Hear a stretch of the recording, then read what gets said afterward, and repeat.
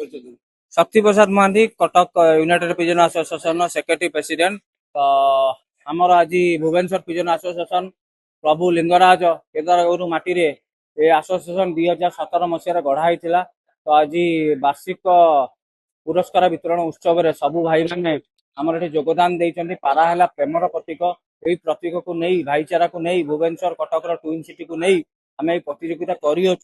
प्रथम द्वितीय तृतीय प्रतियोगी आउती आमर भाई मैंने अंपायर भाई समस्त को पुरस्कार वितरण करा तो अशेष अशेष धन्यवाद देवी जी आम भाई मैंने प्रतियोगी अंशग्रहण नहीं सहित आती भाई मैंने ऑर्गेनाइजिंग आमको सपोर्ट करते। कंपिटिशन 30 जन उपर प्रतियोगितार भाग नहीं भितर प्रथम द्वितीय तृतीय दुईटी कैटेगरी मैच होता। गोटे है देशी पारा माने ओडिशार परंपरा ओडिशार कल्चर नहीं कि जो पारा उड़ू से देशी पारा बाहर पारा हाई प्लेयर माने जोटा ऊपर उड़े हाई प्लेयर दुईटा प्रकार होता। प्रथम द्वितीय तृतीय दुईटा भाग दिखाई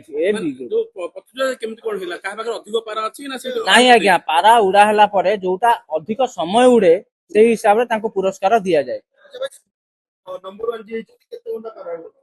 पारा उड़ी 30 घंटा पाखापी गोटा गोटा पारार एवरेज हम 5 घंटा प्लस तो बहुत भल उड़े।